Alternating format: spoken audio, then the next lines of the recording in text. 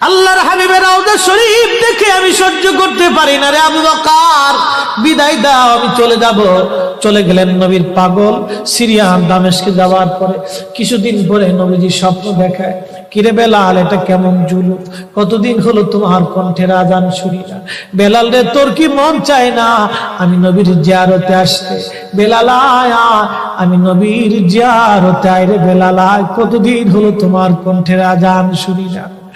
স্বপ্ন যখন নবীজি দেখাইছে, এ মুসলমান, হযরতে বেলাল সুদূর সিরিয়ার দামেস্ক থেকে পাগলের মতো দৌড়াইলেন, পাগলের মতো ছুটে আসলেন। যখন মদিনাতে আসলেন তখন তাহাজ্জুদের সময় চলতেছিল। তাহাজ্জুদের সময় চলার সময় হযরত বেলাল রাদিয়াল্লাহু আনহু কাঠের জালি দিয়ে তখন রওজা শরীফ ঘিরে রাখা ছিল। ওই জালির পাশে বসে বসে জালির সঙ্গে মাথা ঠেকাইয়া নবীর পাগল বসে বসে গুনগুন গুনগুন করে কাঁদে আর বলে, হুজুর, আপনি আসতে বলেছিলেন, গোলাম এসে হাজির হয়েছে। নবী গো, আজান দিতে বলেছেন, আমি আজান দিলে আপনি আগে নামাজ আসতেন, এখন আজান দিলে কি নবী আপনি নামাজে আসবেন? হুজুর, এখন আজান দিলে কি আপনি নবী নামাজে আসবেন? নতুন মুয়াজ্জিন আসছে আজান দেওয়ার জন্য, এসে দেখে নবীর মুয়াজ্জিন বেলাল কাঁদে। ডাক দেখে মদিনাবাসী শুনছো, নবীর মুয়াজ্জিন ফিরে এসেছে, বেলাল আসছে, বেলাল ফিরে আসছে। এই কথা শোনার পরে সব সাহাবী ঘর থেকে বের হয়ে দৌড়ায় এসে দেখে বেলাল কাঁদে। সাহাবীরা বলে, বেলাল আজান দাও, কতদিন হলো তোমার কণ্ঠের আজান শুনি না। বেলাল আজান দাও, কতদিন হলো আজান শুনি না রে বেলাল। বেলাল বলে, সাহাবীরা রে, আমি আজান দিলে কি নবী নামাজ আসবে বলো? সালমান ফারসি রাদিয়াল্লাহু আনহু ডাক দেখে, সাহাবীরা, আমাদের কথায় বেলাল আজান দিবে না, তোমরা যাও দেখো হাসান আর হুসাইন দুইজন ঘরের মধ্যে আছে। ইমাম হাসান হুসাইন রাদিয়াল্লাহু আনহুমা যদি বলে তাহলে বেলাল অবশ্যই আজান দিবে। সালমান ফারসির পরামর্শে সাহাবীরা দৌড়ায় গেলেন।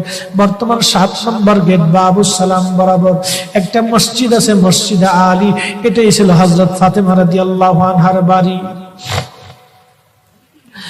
এই বাড়িতে দৌড়ে যাওয়ার পরে ইমাম হাসান হুসাইন রাদিয়াল্লাহু আনহুমা দুইজনকে নিয়ে আসা হলো। দুইজনকে নিয়ে আসার পরে হযরত ইমাম হাসানকে দেখতে আমার নবীর মতো দেখা যাইতো, চেহারাটা রাসূল করিমের চেহারার মতো ছিল। নাতি দৌহিত্র নানার চেহারা পেয়েছিলেন, ইমাম হুসাইন ও নানার সুরত পেয়েছিলেন। দুই ভাই নানার সুরত পেয়েছিলেন।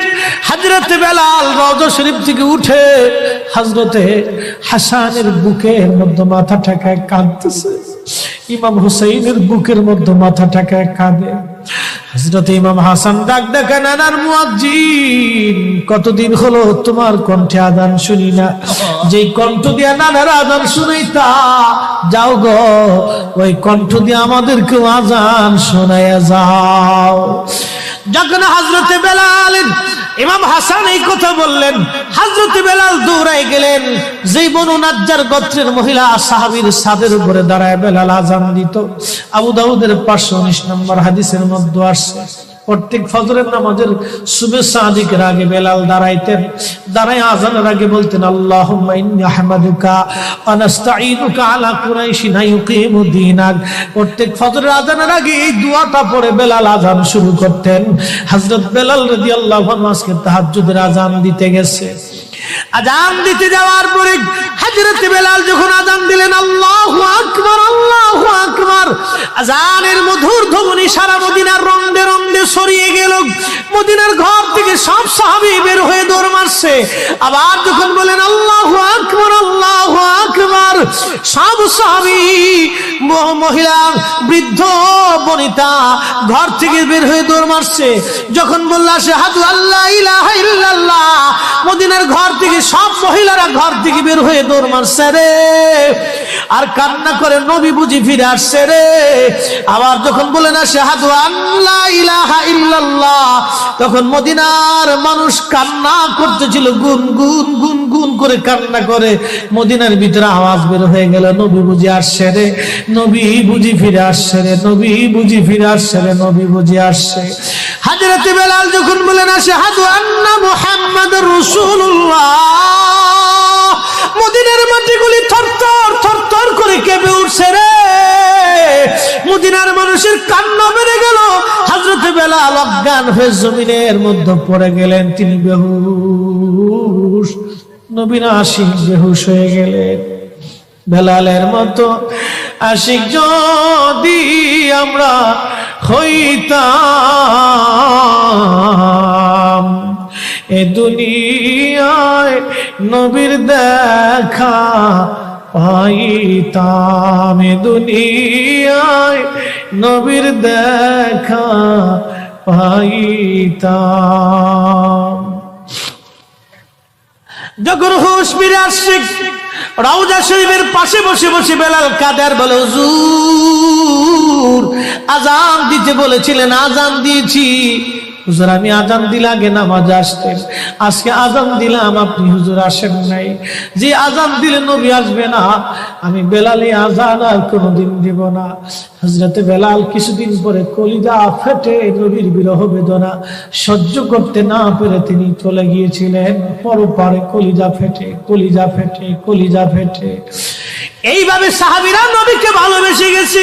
কত সাহাবী কতভাবে নবীকে ভালোবাসছে রে। হযরত আবু বকরের কথা বলছিলাম, আম্মা জান আয়েশা ডেকে বলে, হুজুর আপনি, আম্মা জান আয়েশার মনটা বেজার হয়ে গেল। আল্লাহর নবী ডাক দিয়ে বলতেছিলেন, আয়েশা রে মনটা তোমার বেজার কেন হয়ে গেল? আম্মা জান বললেন, হুজুর দিনের জন্য আমার আব্বা জান সব সম্পদগুলি বিলীন করে দিয়েছে, ভালোবেসে আপনার সঙ্গে আমার বিবাহ শাদী দিয়েছে।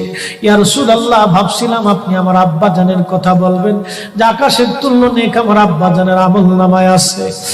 আল্লাহর নবী ডাক দেখো, আয়েশা রে তোমার আব্বা জানের এক রজনীর আমল যদি এক পাল্লায় দাও, আমার উম্মতের সব উম্মতের আমল যদি আর এক পাল্লায় দাও, আমার আবু বকরের এক রাত্রে আমলের ওজনের সমান হবে না। আম্মা জান বলে, হুজুর কোন রাত, কোন রাত, কোন রাত? নবীজি বললেন, আয়েশা রে সেটা হিজরতের রাত। বহুদিন আগে বলেছিলাম আবু বকর হিজরত করা লাগতে পারে, এই কথার জন্য হিজরতের রজনীতে আমি হযরত আলীকে ঘরের মধ্যে রেখে আমি যখন চলে আসলাম, হযরত আবু বকরের ঘরের দরজায় ছোট্ট করে টুকা দিয়ে বললাম, আবু বকর দরজা খোলো। সাথে সাথে দরজা খুলে গেল। জিজ্ঞেস করলাম, আবু বকর তুমি কি ঘুমাও নাই? আবু বকর ডেকে বলে, ইয়া নবী আল্লাহ বহুদিন আগে বলেছিলেন হিজরত করা লাগবে। হুজুর ওই দিন রজনী থেকে অদ্যবধি রজনীতে আমি কোন রাত্রির জন্য বিছনায় পিঠ লাগাই নাই। আপনি নবীর অপেক্ষায় দরজার সাথে ঠেস মেরে দাঁড়ায় আমি জেগে থাকি, কখন আপনি আসবেন, কখন আপনি আসবেন, কখন আপনি আসবেন। আপনি যখন রাত্রিবেলা আসবেন আমি ঘুমাবো, আপনি ডাকবেন, কাফেররা টের পাবে, আপনাকে কষ্ট দিবে। হুজুর একটা রজনীর জন্য আমি বিছনায় পিঠ লাগাই নাই, আপনি নবীর অপেক্ষায় দাঁড়ায় রয়েছি, দাঁড়ায় আসি, দাঁড়ায় আসি, আমি ঘুমাই না। আয়েশা রে এই রজনী আল্লাহর কাছে এত ভালো লাগছে, এত ভালো। আরে সাহাবী আবু বকর নবীকে ভালোবেসে নবীর অপেক্ষায় দাঁড়ানোর জন্য, নবীর জন্য দাঁড়িয়ে থাকার জন্য, নবীর জন্য দাঁড়িয়ে থাকার জন্য আল্লাহ এত বড় প্রতিদান দিয়ে দিলেন, এত বড়